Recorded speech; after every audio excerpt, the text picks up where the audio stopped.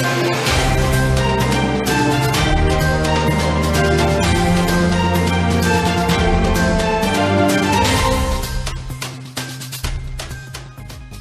श्री अकाल TV 84 देख रहे सारे दर्शकों का स्वागत है। मैं हरप्रीत कौर ते बुलेटिन की शुरुआत करते हैं हेडलाइंस से नाल। प्रधानमंत्री नरेंद्र मोदी ते गृह मंत्री अमित शाह खिलाफ शिकायत अदालत विच 15-15 लाख खाते विच ना आण तो नाराज झारखंड दे एक वकील ने कोर्ट विच कीता केस। मामले की अगली सुनवाई 2 मार्च 2020 ਨੂੰ तय।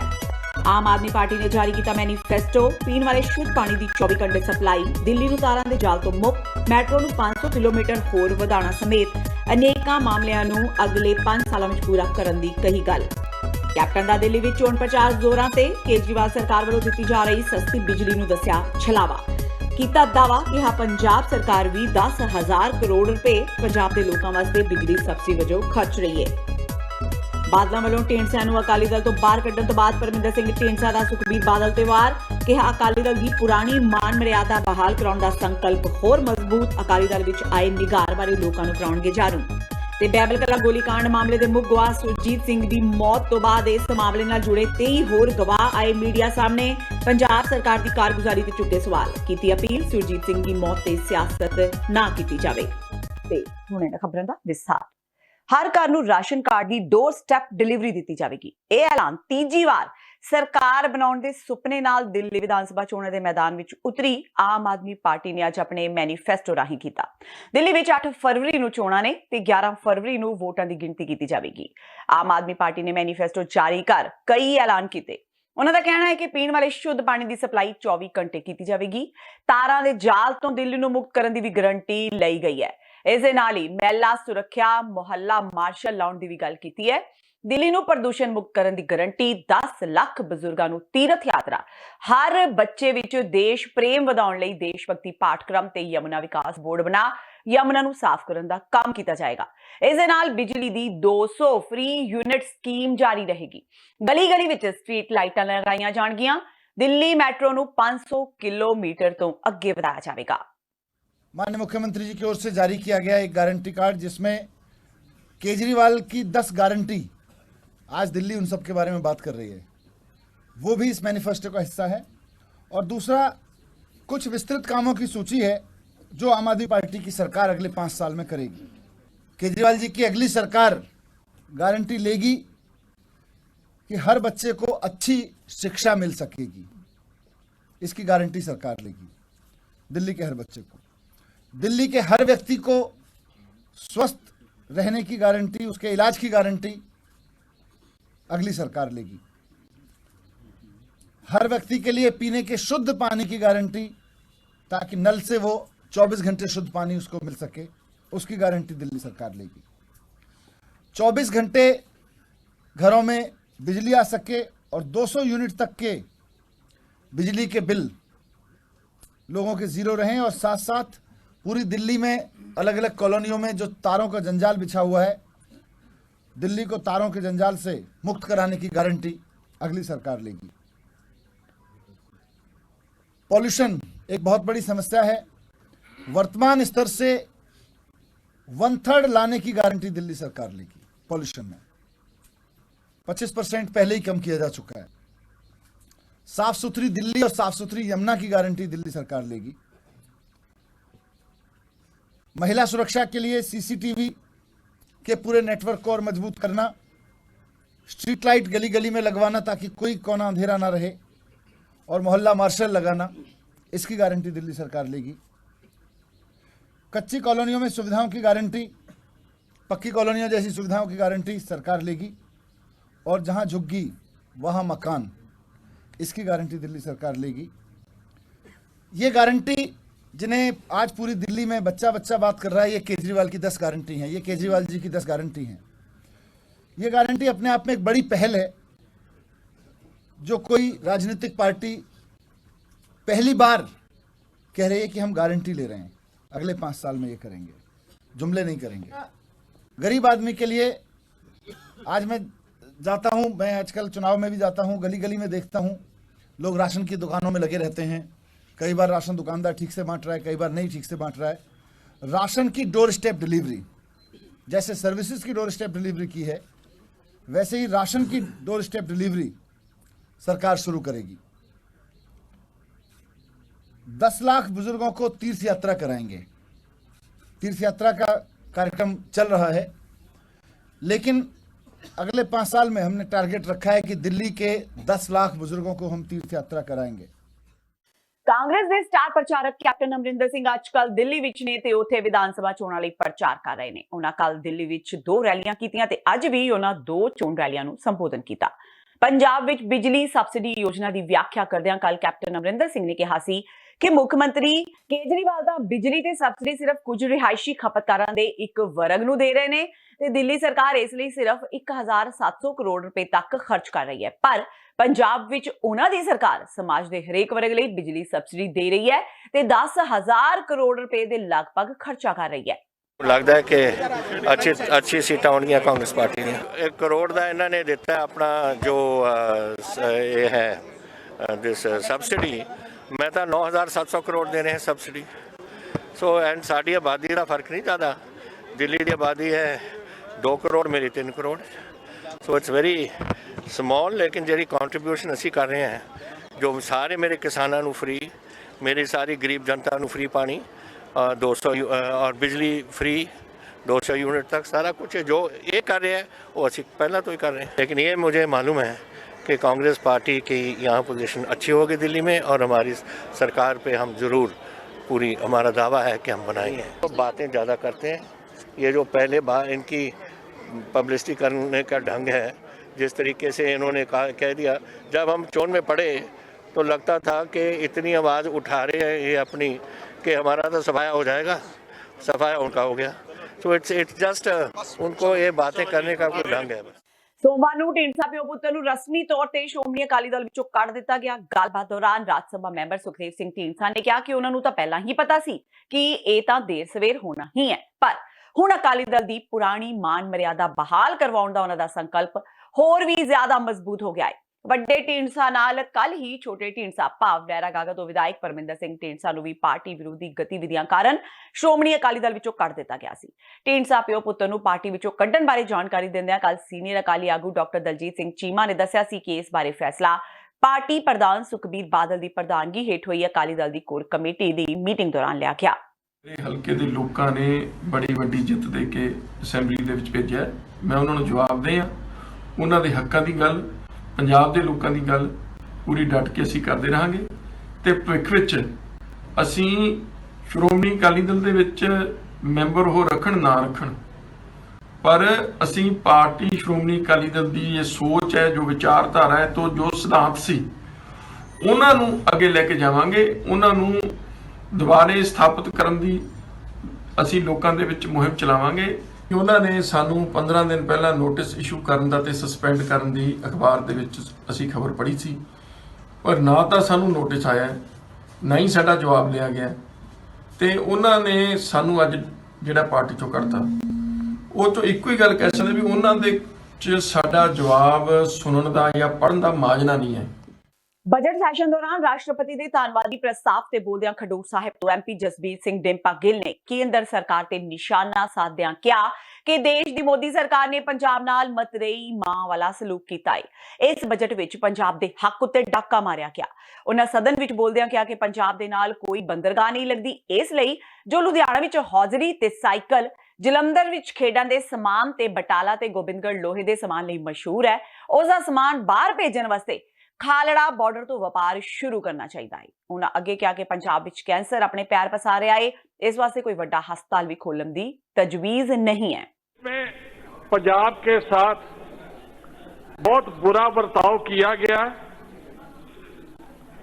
पंजाब जिसने हमेशा ही चाहे अनाज हो चाहे आर्मी हो, हर तरफ सबसे ज्यादा कुर्बानियां दी हैं। आज पंजाब के किसान को कर्जा माफी के लिए इसमें राष्ट्रपति जी के इस एड्रेस में कुछ भी नहीं था। हमारा लुधियाना हौजरी और साइकिल के लिए दुनिया भर में जाना जाता है।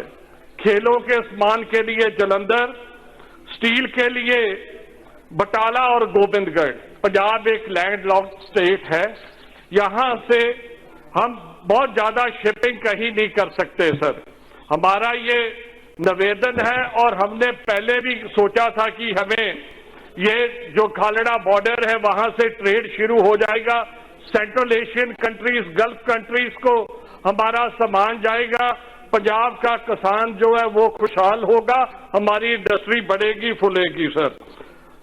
पंजाब एक बहुत बड़ी एपिडेमिक समझ लिए वहां पे है, कैंसर के पीड़ितों की गिनती काफी बढ़ चुकी है सर। हमारे सभी जो पंजाब के एमपीज हैं, चाहे इस तरफ से हो चाहे उस तरफ से हो, इन सभी ने अपने अपने टाइम पे अपने अपने तरीके के साथ वहां कैंसर इंस्टीट्यूट की मांग करते रहे हैं, मगर मेरे को अफसोस है कि पंजाब के लिए वो भी नहीं हमें नसीब जो हमारी सेहत के लिए सबसे जरूरी है सर। ਬਹਿਬਲ ਕਲਾਂ ਗੋਲੀकांड ਮਾਮਲੇ ਦੇ ਮੁੱਖ ਗਵਾਹ ਸੁਰਜੀਤ ਸਿੰਘ ਦੀ ਮੌਤ ਹੋ ਜਾਣ ਮਗਰੋਂ ਅੱਜ ਇਸ ਮਾਮਲੇ ਵਿੱਚ ਇੱਕ ਨਵਾਂ ਮੋੜ ਆਇਆ।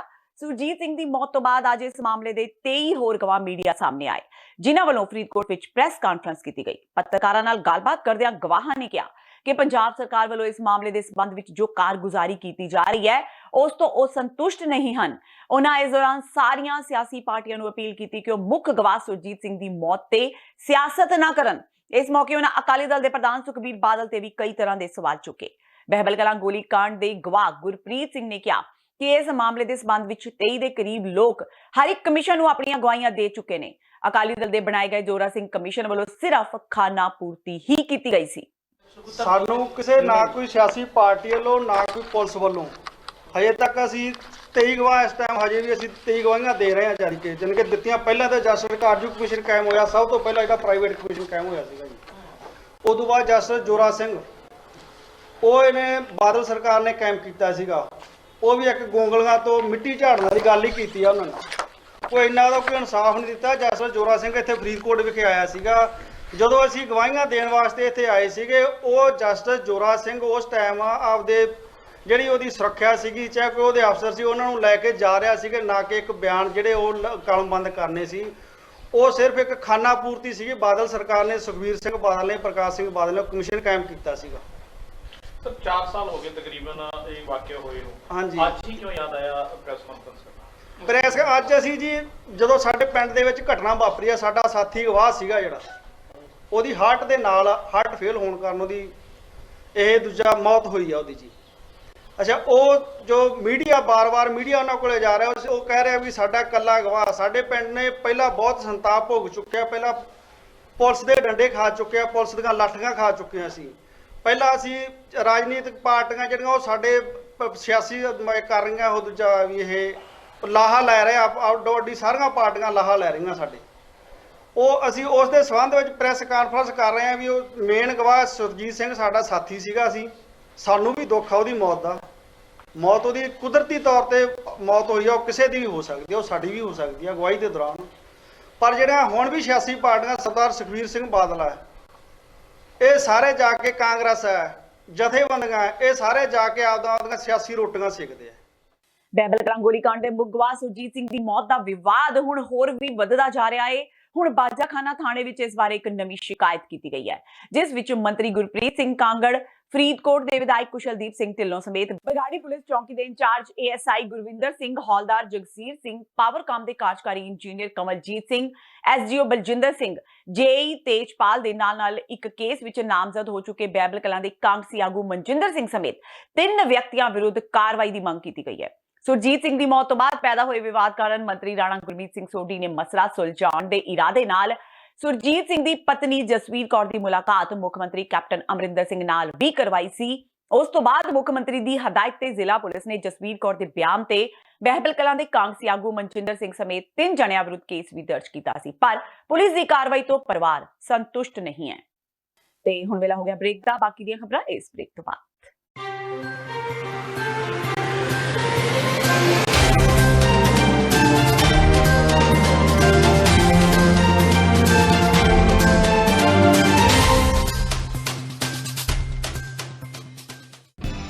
ਕਦੋਂ ਤੱਕ, ਹਾਂ ਕਦੋਂ ਤੱਕ ਅਸੀਂ ਭਾਰਤ ਅਤੇ ਦੁਨੀਆ ਭਰ ਦੇ ਵਿੱਚ ਵਸਦੇ ਸਿੱਖਾਂ ਦੇ ਮਸਲਿਆਂ ਤੇ ਭਾਰਤੀ ਚੈਨਲਾਂ ਦਾ ਝੂਠਾ ਪ੍ਰੋਪੇਗੈਂਡਾ ਬਰਦਾਸ਼ਤ ਕਰਦੇ ਰਹਾਂਗੇ। ਆਓ ਮੇਰੇ ਨਾਲ ਜੁੜੋ ਪ੍ਰੋਗਰਾਮ ਗੁਫ਼ਤਗੂ ਵਿੱਚ। ਸਿੱਖ ਨਜ਼ਰੀਏ ਤੋਂ ਰੋਜ਼ਾਨਾ ਵਾਪਰ ਰਹੀਆਂ ਘਟਨਾਵਾਂ ਦਾ ਵਿਸ਼ਲੇਸ਼ਣ ਕਰੀਏ। ਲਾਈਵ ਕਾਲਸ ਅਤੇ ਈਮੇਲਸ ਰਾਹੀਂ ਇਸ ਪ੍ਰੋਗਰਾਮ ਦਾ ਹਿੱਸਾ ਬਣੋ। ਮੰਡੇ ਟੂ ਫਰਾਈਡੇ ਰਾਤ 9:30 ਵਜੇ ਸਿਰਫ TV 84 ਤੇ।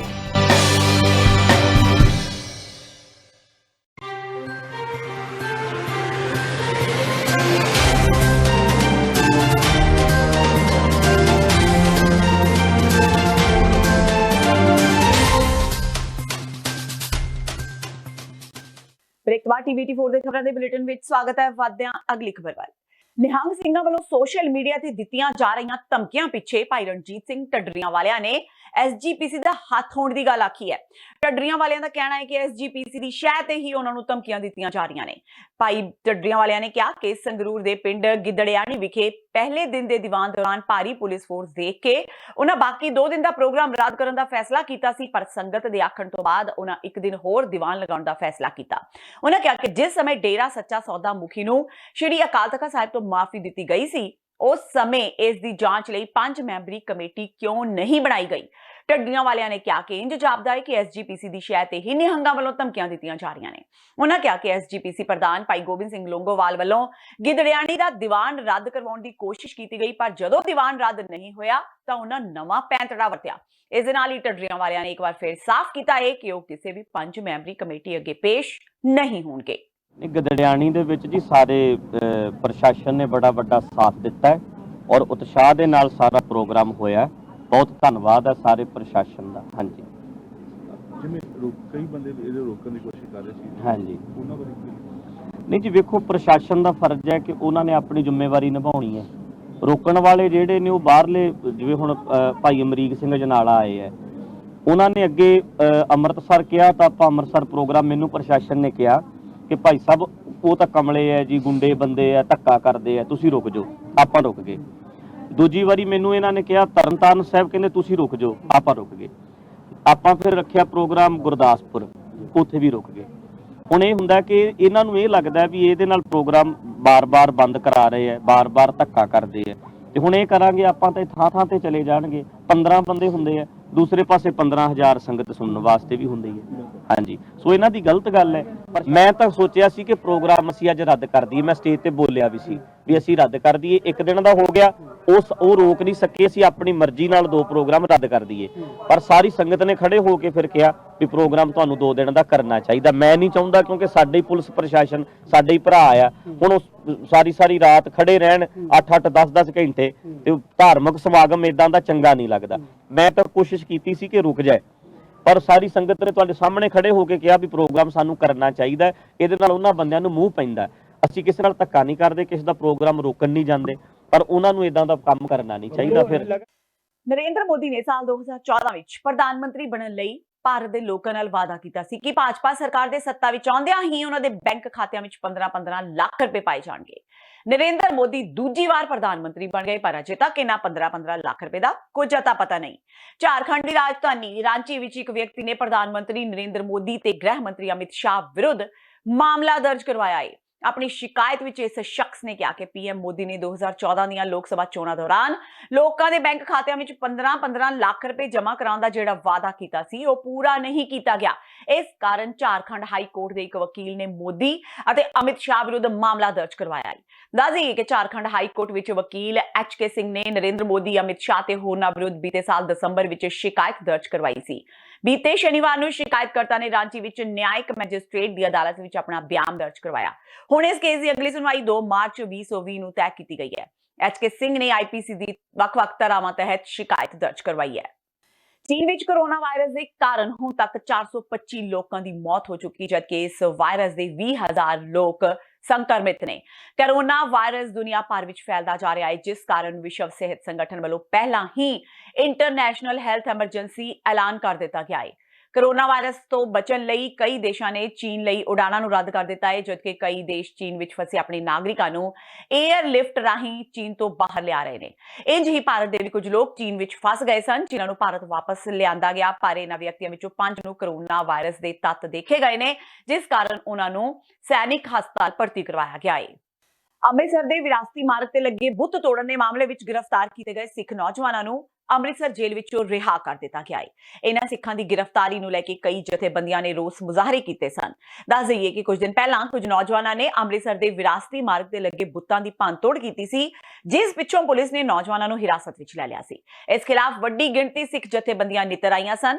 ਅਕਾਲ ਤਖਤ ਦੇ ਜਥੇਦਾਰ ਨੇ ਵੀ ਬੁੱਤਾਂ ਨੂੰ ਇਸ ਥਾਂ ਤੋਂ ਹਟਾਉਣ ਦੇ ਮਸਲੇ ਤੇ 3 ਮੈਂਬਰੀ ਕਮੇਟੀ ਕਾਇਮ ਕੀਤੀ ਸੀ, ਜਿਸ ਨੇ ਆਪਣੀ ਰਿਪੋਰਟ 3 ਦਿਨਾਂ ਵਿੱਚ ਦੇਣੀ ਸੀ। ਪਰ ਇਸ ਤੋਂ ਪਹਿਲਾਂ ਹੀ ਮੁੱਖ ਮੰਤਰੀ ਕੈਪਟਨ ਅਮਰਿੰਦਰ ਸਿੰਘ ਨੇ ਵਿਰਾਸਤੀ ਬੁੱਤ ਹਟਾਉਣ ਦੇ ਹੁਕਮ ਦੇ ਦਿੱਤੇ ਤੇ ਗ੍ਰਿਫਤਾਰ ਕੀਤੇ ਨੌਜਵਾਨਾਂ ਨਾਲ ਨਰਮੀ ਵਰਤਣ ਦੀ ਹਦਾਇਤ ਕੀਤੀ ਸੀ। ਇਸ ਤੋਂ ਬਾਅਦ ਪੁਲਿਸ ਨੇ ਅੱਜ ਗ੍ਰਿਫਤਾਰ ਕੀਤੇ ਸਾਰੇ ਸਿੱਖ ਨੌਜਵਾਨਾਂ ਨੂੰ ਰਿਹਾ ਕਰ ਦਿੱਤਾ ਹੈ।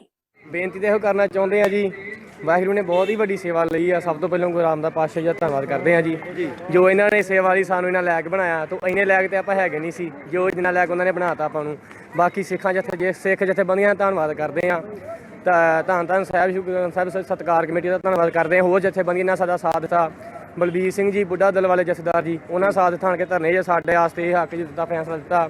ਬਾਕੀ ਸਿੱਖ ਸੰਗਤਾਂ ਦਾ ਸਹਿਯੋਗ ਨਾਲ ਹੀ ਉਹਨਾਂ ਦਾ ਧੰਨਵਾਦ ਕਰਦੇ ਆ, ਜੋ ਧਰਨੇ ਵਿੱਚ ਬੈਠ ਕੇ ਸਾਡੇ ਲਈ ਹੱਕਾਂ ਲਈ ਸਾਨੂੰ ਛਡਾਉਣ ਦੇ ਲਈ ਧਰਨੇ ਦਿੰਦੇ ਰਹੇ। ਮੀਂਹ ਦੇ ਵਿੱਚ ਵੀ ਨਹੀਂ ਮਲਪੀ ਆਪਣੇ ਧਰਨਾ ਉਹਨਾਂ ਛੱਡਿਆ। ਤੇ ਬਾਕੀ ਪ੍ਰਸ਼ਾਸਨ ਵੱਲੋਂ ਜੋ ਉਹਨਾਂ ਦੀ ਕਾਰਵਾਈ ਕਰਨੀ ਸੀ ਉਹਨਾਂ ਕਰਤੀ ਸੀ। ਤੇ ਬਾਕੀ ਅੱਗੇ ਗੁਰੂ ਮਹਾਰਾਜ ਨੇ ਸਾਨੂੰ ਅੱਜ ਜੋ ਸਿੰਘਾਂ ਨੂੰ ਰਿਹਾਈਆਂ ਬਖਸ਼ੀਆਂ ਨੇ, ਉਹਨਾਂ ਦੇ ਅੱਜ ਨਤਮਸਤਕ ਹੋਣ ਆਏ ਸੀ, ਦਰਸ਼ਨ ਕਰਨ ਆਏ ਸੀ, ਉਹਨਾਂ ਦਾ ਧੰਨਵਾਦ ਸ਼ੁਕਰਗੁਜ਼ਾਰ ਕਰਨ ਆਏ ਸੀ। ਬਸ ਇਹੀ ਗੱਲਾਂ ਕਹਿਣਾ ਚਾਹੁੰਦਾ ਜੀ। ਬਾਕੀ ਸਾਰੇ ਸਿੱਖਾਂ ਨੂੰ ਇੱਕੋ ਬੇਨਤੀ ਕਰਦਾ ਹਾਂ ਕਿ ਸਿੱਖੋ ਆਪਣਾ ਇਤਿਹਾਸ ਨਾ ਭੁੱਲੋ। ਜੋ ਕਿ ਇਸ ਵਕਤ ਆਪਣਾ ਜੋ ਕੌਮਾਂ ਇਤਿਹਾਸ ਭੁੱਲ ਜਾਂਦੀਆਂ ਨੇ ਤੇ ਉਹ ਕੌਮਾਂ ਇੱਕ ਦਿਨ ਨਸ਼ਟ ਹੋ ਜਾਂਦੀਆਂ ਨੇ, ਮਰ ਜਾਂਦੀਆਂ ਨੇ। ਇਸ ਕਰਕੇ ਸਿੱਖਾਂ ਨੂੰ ਇਹੀ ਉਪਦੇਸ਼ ਦੇਣਾ ਚਾਹੁੰਦਾ ਵੀ ਆਪਣਾ ਇਤਿਹਾਸ ਨਾ ਭੁੱਲੋ, ਆਪਣਾ ਇਤਿਹਾਸ ਪੜ੍ਹੋ। ਤੇ ਸਿੱਖ ਜਥੇਬੰਦੀਆਂ ਨੇ ਇੱਕੋ ਗੱਲ ਕਰਦਾ ਵੀ ਸਾਰੇ ਸਿੱਖ ਜਥੇਬੰਦੀਆਂ ਇਕੱਠੀਆਂ ਹੋਣ ਤੇ ਜਾਂਚ ਤੋਂ ਸਿੱਖ ਕੌਮ ਨੂੰ ਆਪਾਂ ਅੱਗੇ ਖੜ ਸਕੀਏ, ਜੋ ਵੀ ਸਿੱਖ ਕੌਮ ਬਹੁਤ ਹੀ ਜ਼ਿਆਦਾ ਪਿੱਛੇ ਰਹਿ ਚੁੱਕੀ ਹੈ। ਤੇ ਜਿੱਥੇ ਉਹਨੂੰ ਜਾਣਾ ਚਾਹੀਦਾ ਸੀ ਉੱਥੇ ਉਹ ਨਹੀਂ ਜਾ ਰਹੀਆਂ। ਉਹ ਆਪਣ ਵਿੱਚ ਸਿੱਖ ਜਥੇਬੰਦੀਆਂ ਪਾੜ ਕੇ ਉਹ ਵੱਖ ਹੁੰਦੀਆਂ ਜਾ ਰਹੀਆਂ ਨੇ। ਤੇ ਇਹੋ ਬੇਨਤੀ ਕਰਨਾ ਚਾਹੁੰਦਾ ਸਿੱਖ ਜਥੇਬੰਦੀਆਂ ਨੂੰ ਵੀ ਆਪਸ ਵਿੱਚ ਇਕੱਤਰ ਹੋ ਕੇ ਸਿੱਖ ਧਰਮ ਨੂੰ ਬਹੁਤ ਹੀ ਉੱਚ ਧਰਮ ਹੈ, ਗੁਰੂ ਮਹਾਰਾਜ ਨੇ ਬੜੀ ਕਿਰਪਾ ਕੀਤੀ ਹੈ। ਤੇ ਇਹੀ ਬੇਨਤੀਆਂ ਕਹਿਣਾ ਚਾਹੁੰਦਾ ਹਾਂ ਜੀ।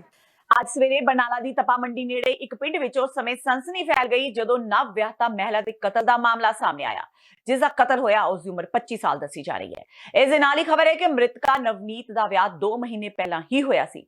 ਕਿਸੇ ਨੇ ਮ੍ਰਿਤਕਾ ਦਾ ਬੇਰਹਿਮੀ ਨਾਲ ਗਲ ਤੇਜ਼ਧਾਰ ਹਥਿਆਰਾਂ ਨਾਲ ਵੱਢਿਆ। ਨਵਨੀਤ ਕੌਰ ਦੀ ਲਾਸ਼ ਉਸ ਦੇ ਕਮਰੇ ਵਿੱਚ ਖੂਨ ਨਾਲ ਲਿਬੜੀ ਮਿਲੀ। ਉਸ ਦੇ ਹੱਥਾਂ ਦੀ ਮਹਿੰਦੀ ਵੀ ਅਜੇ ਨਹੀਂ ਉਤਰੀ ਸੀ ਜਦੋਂ ਮ੍ਰਿਤਕਾ ਦੇ ਪਰਿਵਾਰ ਵਾਲਿਆਂ ਨੂੰ ਆਪਣੀ ਧੀ ਦੀ ਲਾਸ਼ ਦੇਖਣੀ ਪੈ ਗਈ।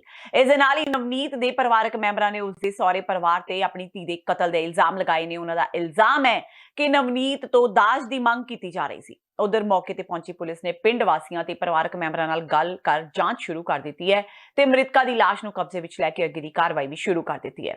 ਮੌਕੇ ਤੇ ਪਹੁੰਚੇ ਐਸਐਸਪੀ ਨੇ ਦੱਸਿਆ ਕਿ ਇਸ ਦੀ ਜਾਂਚ ਸ਼ੁਰੂ ਕਰ ਦਿੱਤੀ ਗਈ ਹੈ ਤੇ ਜਾਂਚ ਵਿੱਚ ਜੋ ਵੀ ਤੱਥ ਸਾਹਮਣੇ ਆਉਣਗੇ ਉਹਨਾਂ ਦੇ ਆਧਾਰ ਤੇ ਹੀ ਅਗਲੀ ਕਾਰਵਾਈ ਕੀਤੀ ਜਾਵੇਗੀ। ਅਸੀਂ ਸਿਰਫ ਇਹ ਦੇਖਣ ਦੇ ਮਾਰੇ ਆਏ ਸੀ ਵੀ ਇਹਨਾਂ ਨੇ ਮੈਨੂੰ ਦੱਸਿਆ ਨਹੀਂ ਉੱਠਣ ਸਾਰ ਪਹਿਲਾਂ ਦਾ ਸੁਨੇਹਾ ਹੁਣ ਦਿੱਤਾ ਲੜਕੀ ਦਾ ਸਾਰਾ ਕੁਝ ਅਸੀਂ ਪਤਾ ਹੈ ਵੀ ਹਾਂ ਇਹਨਾਂ ਨੇ ਮਾਰੀ ਹੈ, ਪਰ ਸਾਨੂੰ ਕਿਹਾ ਵੀ ਦੌਰਾ ਪੈ ਗਿਆ। ਅਸੀਂ ਕਹਿੰਦੇ ਵੀ ਇਹਨਾਂ ਨੇ ਵੱਧ ਤੋਂ ਵੱਧ ਇਹਨਾਂ ਨੇ ਦਿੱਤੇ ਨੇ ਇਹਨੂੰ ਲੜਕੀ ਨੂੰ, ਤੁਸੀਂ ਇਹ ਦਿੱਤੇ ਨੇ। ਕੌਣ ਜ਼ਿੰਮੇਦਾਰ ਹੈ ਇਹਦਾ? ਸਾਰਾ ਪਰਿਵਾਰ ਜ਼ਿੰਮੇਵਾਰ ਹੈ ਇਹਨਾਂ ਦਾ। ਇਹ ਮੁੰਡੇ ਦਾ ਨਾਂ ਕੀ ਜਿਹਨੂੰ ਕੁੜੀ ਵੇਚੀ? ਗਗਨਦੀਪ। ਹਲੇ ਸਾਡੇ ਵੱਲੋਂ ਮੌਕਾ ਦੇਖਿਆ ਗਿਆ ਔਰ ਇਹ ਨਵਨੀਤ ਕੌਰ ਨਾਮ ਦੀ ਔਰਤ ਹੈ ਔਰ ਇਹਨਾਂ ਦੇ ਜਿਹੜੇ ਸਹੁਰੇ ਘਰ ਹੈ ਉੱਥੇ ਇਹਨਾਂ ਦੀ ਡੈੱਡ ਬੋਡੀ ਮਿਲੀ ਹੈ ਔਰ ਬਿਆਨ ਅਨੁਸਾਰ ਜੋ ਵੀ ਕਾਰਵਾਈ ਹੋਏਗੀ ਉਹ ਕੀਤੀ ਜਾਏਗੀ ਅਤੇ ਜਿਹੜੀ ਮੁੱਢਲੀ ਤਫਤੀਸ਼ ਹੈ ਉਹਦੇ ਤੋਂ ਇਹ ਕਤਲ ਦਾ ਕੇਸ ਜਾਪਦਾ ਔਰ ਇਹਨਾਂ ਧਾਰਾਵਾਂ ਤਹਿਤ ਹੀ ਇਹਦੀ ਤਫਤੀਸ਼ ਜਿਹੜੀ ਪੁਲਿਸ ਵੱਲੋਂ ਅਮਲ 'ਚ ਲਿਆਂਦੀ ਹੈ।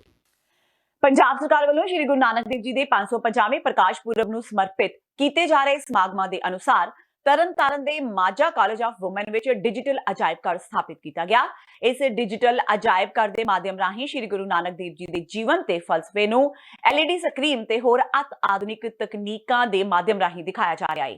ਅੱਜ ਵੱਖੋ ਵੱਖਰੇ ਸਕੂਲਾਂ ਦੇ ਵਿਦਿਆਰਥੀਆਂ ਤੇ ਆਮ ਲੋਕਾਂ ਨੇ ਇਸ ਅਜਾਇਬ ਘਰ ਵਿੱਚ ਪਹੁੰਚ ਕੇ ਗੁਰੂ ਸਾਹਿਬ ਜੀ ਦੇ ਜੀਵਨ ਤੇ ਫਲਸਫੇ ਜਾਣੇ। ਡਿਜੀਟਲ ਅਜਾਇਬ ਘਰ ਬਾਰੇ ਜਾਣਕਾਰੀ ਦਿੰਦਿਆਂ ਤਰਨਤਾਰਨ ਦੇ SDM ਰਜਨੀਸ਼ ਅਰੋੜਾ ਨੇ ਦੱਸਿਆ ਕਿ ਇਹ ਅਜਾਇਬ ਘਰ 6 ਫਰਵਰੀ ਤੱਕ ਸਵੇਰੇ 7 ਵਜੇ ਤੋਂ ਸ਼ਾਮ 5 ਵਜੇ ਤੱਕ ਖੁੱਲਾ ਰਹੇਗਾ। ਇੱਥੇ 5 ਅਤੇ 6 ਜਨਵਰੀ ਨੂੰ ਲਾਈਟ ਐਂਡ ਸਾਊਂਡ ਸ਼ੋਅ ਹੋਏਗਾ। ਇਸ ਸ਼ੋਅ ਵਿੱਚ ਮਲਟੀਮੀਡੀਆ ਤਕਨੀਕ ਰਾਹੀਂ ਸ਼੍ਰੀ ਗੁਰੂ ਨਾਨਕ ਦੇਵ ਜੀ ਦੀਆਂ ਉਦਾਸੀਆਂ ਤੇ ਸਿੱਖਿਆਵਾਂ ਨੂੰ ਦਿਖਾਇਆ ਜਾਵੇਗਾ। ਦੱਸ ਦਈਏ ਕਿ ਇਸ ਅਜਾਇਬ ਘਰ ਲਈ ਕੋਈ ਵੀ ਦਾਖਲਾ ਫੀਸ ਨਹੀਂ ਰੱਖੀ ਗਈ। ਸਰਕਾਰ ਵੱਲੋਂ ਪਹਿਲੀ ਪਾਤਸ਼ਾਹੀ ਸ਼੍ਰੀ ਗੁਰੂ ਨਾਨਕ ਦੇਵ ਜੀ ਦੇ ਜਨਮ ਦਿਹਾੜੇ 550 ਸਾਲਾ ਜਨਮ ਦਿਹਾੜੇ ਦੇ ਉੱਤੇ ਸਮੂਹ ਪੰਜਾਬ ਤੇ ਬਾਕੀ ਜ਼ਿਲ੍ਹਿਆਂ ਦੇ ਸਟੇਟਾਂ ਦੇ ਵਿੱਚ ਵੀ ਜਿਹੜਾ ਗੁਰੂ ਨਾਨਕ ਦੇਵ ਪਾਤਸ਼ਾਹ ਸਿੱਖਿਆਵਾਂ ਨੂੰ ਆਮ ਜਨਤਕ ਤੱਕ ਪਹੁੰਚਾਉਣ ਲਈ ਇੱਕ ਮਿਊਜ਼ੀਅਮ ਲਗਾਇਆ ਗਿਆ ਇੱਥੇ ਤੇ 4, 5, 6 ਨੂੰ ਇਹ ਮਿਊਜ਼ੀਅਮ ਦੇ ਵਿੱਚ ਸਾਰੇ ਜਿਹੜੇ ਸਕੂਲਾਂ ਦੇ ਬੱਚਿਆਂ ਨੂੰ ਜਾਂ ਇਸ ਨਗਰ ਵਾਸੀਆਂ ਨੂੰ ਆਪਾਂ ਦਿਖਾਵਾਂਗੇ ਗੁਰੂ ਨਾਨਕ ਦੇਵ ਜੀ ਦੀਆਂ ਜਿਹੜੀਆਂ ਉਹਨਾਂ ਨੂੰ ਸਿੱਖਿਆਵਾਂ ਦਿੱਤੀਆਂ ਗਈਆਂ, ਜਿਹੜੀਆਂ ਉਹਨਾਂ ਨੇ 4 ਉਦਾਸੀਆਂ ਕੀਤੀਆਂ ਗੁਰੂ ਨਾਨਕ ਦੇਵ ਪਾਤਸ਼ਾਹ ਜੀ ਵੱਲੋਂ, ਜਾਂ ਜਿਹੜੀ ਗੁਰੂ ਨਾਨਕ ਦੇਵ ਪਾਤਸ਼ਾਹ ਲੰਗਰ ਪ੍ਰਥਾ ਦੇ ਵੈਸੇ ਲੋਕਾਂ ਨੂੰ ਜਾਗਰੂਕ ਕਰਿਆ, ਜਿਹੜਾ ਗੁਰੂ ਨਾਨਕ ਦੇਵ ਸੱਚਾ ਸੌਦਾ ਕੀਤਾ ਸੀ, ਜਾਂ ਹੋਰ ਵੀ ਜਿਹੜੀਆਂ ਸਾਰੇ ਸਿੱਖਿਆਵਾਂ ਵੇ ਉਹਨਾਂ ਨੂੰ ਅਸੀਂ ਸਾਰਿਆਂ ਨੂੰ ਜਾਗਰੂਕ ਕਰਨ ਲਈ ਇੱਥੇ ਲਗਾਇਆ ਗਿਆ ਵੇ।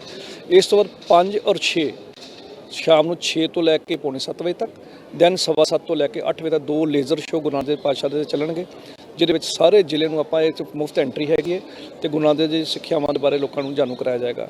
ਜਿਵੇਂ ਦੇਖਦੇ ਹੋ ਸਵੇਰ ਦੇ ਟਾਈਮ ਤੇ ਅਸੀਂ ਸਾਰੇ ਜਿਹੜੇ ਸਕੂਲਾਂ ਦੇ ਬੱਚਿਆਂ ਨੂੰ ਟਰਨ ਵਾਈਜ਼ ਲੈ ਕੇ ਆ ਰਹੇ ਹਾਂ ਇੱਥੇ, ਤੇ ਇਹ ਸ਼ੋਅ ਦਾ ਜਿਹੜਾ ਗੁਰੂ ਨਾਨਕ ਦੇਵ ਸਿੱਖਿਆਵਾਂ ਦੇ ਬਾਰੇ ਜਾਣੂ ਕਰਾਇਆ ਜਾ ਰਿਹਾ ਹੈ। ਤੇ ਇਸ ਹੁਣ ਤੱਕ ਦੀਆਂ ਖਬਰਾਂ ਜਾਂਦੇ ਇੱਕ ਵਾਰ ਫੇਰ ਨਜ਼ਰ ਮਾਰਦੇ ਹਾਂ ਮੁੱਖ ਖਬਰਾਂ ਤੇ। ਪ੍ਰਧਾਨ ਮੰਤਰੀ ਨਰਿੰਦਰ ਮੋਦੀ ਤੇ ਗ੍ਰਹਿ ਮੰਤਰੀ ਅਮਿਤ ਸ਼ਾਹ ਖਿਲਾਫ ਸ਼ਿਕਾਇਤ। ਅਦਾਲਤ ਵਿੱਚ 15-15 ਲੱਖ ਖਾਤੇ ਵਿੱਚ ਨਾ ਆਉਣ ਤੋਂ ਨਾਰਾਜ਼ ਝਾਰਖੰਡ ਦੇ ਇੱਕ ਵਕੀਲ ਨੇ ਕੋਰਟ ਵਿੱਚ ਕੀਤਾ ਕੇਸ। ਮਾਮਲੇ ਦੀ ਅਗਲੀ ਸੁਣਵਾਈ 2 ਮਾਰਚ 2020 ਨੂੰ ਤੈਅ। ਆਮ ਆਦਮੀ ਪਾਰਟੀ ਨੇ ਜਾਰੀ ਕੀਤਾ ਮੈਨੀਫੈਸਟੋ। ਪੀਣ ਵਾਲੇ ਸ਼ੁੱਧ ਪਾਣੀ ਦੀ 24 ਘੰਟੇ ਸਪਲਾਈ। ਦਿੱਲੀ ਨੂੰ ਤਾਰਾਂ ਦੇ ਜਾਲ ਤੋਂ ਮੁਕਤ। ਮੈਟਰੋ ਨੂੰ 500 ਕਿਲੋਮੀਟਰ ਹੋਰ ਵਧਾਉਣਾ ਸਮੇਤ ਅਨੇਕਾਂ ਮਾਮਲਿਆਂ ਨੂੰ ਅਗਲੇ 5 ਸਾਲਾਂ ਵਿੱਚ ਪੂਰਾ ਕਰਨ ਦੀ ਕਹੀ ਗੱਲ। ਕੈਪਟਨ ਦਾ ਦਿੱਲੀ ਵਿੱਚ ਚੋਣ ਪ੍ਰਚਾਰ ਜ਼ੋਰਾਂ ਤੇ। ਕੇਜਰੀਵਾਲ ਸਰਕਾਰ ਵੱਲੋਂ ਦਿੱਤੀ ਜਾ ਰਹੀ ਸਸਤੀ ਬਿਜਲੀ ਨੂੰ ਦੱਸਿਆ ਛਲਾਵਾ। ਕੀਤਾ ਦਾਅਵਾ ਕਿ ਪੰਜਾਬ ਸਰਕਾਰ ਵੀ 10,000 ਕਰੋੜ ਰੁਪਏ ਪੰਜਾਬ ਦੇ ਲੋਕਾਂ ਵਾਸਤੇ ਬਿਜਲੀ ਸਬਸਿਡੀ ਵਜੋਂ ਖਰਚ ਰਹੀ ਹੈ। ਬਾਦਲਾਂ ਵੱਲੋਂ ਢੀਂਡਸਾ ਨੂੰ ਅਕਾਲੀ ਦਲ ਤੋਂ ਬਾਹਰ ਕੱਢਣ ਤੋਂ ਬਾਅਦ ਪਰਮਿੰਦਰ ਸਿੰਘ ਢੀਂਡਸਾ ਦਾ ਸੁਖਬੀਰ ਬਾਦਲ ਤੇ ਵਾਰ। ਕਿਹਾ ਅਕਾਲੀ ਦਲ ਦੀ ਪੁਰਾਣੀ ਮਾਨ ਮਰਿਆਦਾ ਬਹਾਲ ਕਰਾਉਣ ਦਾ ਸੰਕਲਪ ਹੋਰ ਮਜ਼ਬੂਤ। ਅਕਾਲੀ ਦਲ ਵਿੱਚ ਆਏ ਨਿਗਾਰ ਬਾਰੇ ਲੋਕਾਂ ਨੂੰ ਕਰਾਉਣਗੇ ਜਾਣੂ। ਤੇ ਬੈਬਲ ਕਲਾਂ ਗੋਲੀकांड ਮਾਮਲੇ ਦੇ ਮੁੱਖ ਗਵਾਹ ਸੁਰਜੀਤ ਸਿੰਘ ਦੀ ਮੌਤ ਤੋਂ ਬਾਅਦ ਇਸ ਮਾਮਲੇ ਨਾਲ ਜੁੜੇ 23 ਹੋਰ ਗਵਾਹ ਆਏ ਮੀਡੀਆ ਸਾਹਮਣੇ। ਪੰਜਾਬ ਸਰਕਾਰ ਦੀ ਕਾਰਗੁਜ਼ਾਰੀ ਤੇ ਚੁੱਕੇ ਸਵਾਲ। ਕੀਤੀ ਅਪੀਲ ਸੁਰਜੀਤ ਸਿੰਘ ਦੀ ਮੌਤ ਤੇ ਸਿਆਸਤ ਨਾ ਕੀਤੀ ਜਾਵੇ। ਇਸ ਦੇ ਨਾਲ ਹੀ TV 84 ਦਾ ਖਬਰਾਂ ਦਾ ਬੁਲੇਟਿਨ ਖਤਮ ਹੁੰਦਾ ਹੈ। ਮੈਨੂੰ ਹਰਪ੍ਰੀਤ ਕੌਰ ਨੂੰ ਦਿਓ ਇਜਾਜ਼ਤ। ਸਤਿ ਸ਼੍ਰੀ ਅਕਾਲ।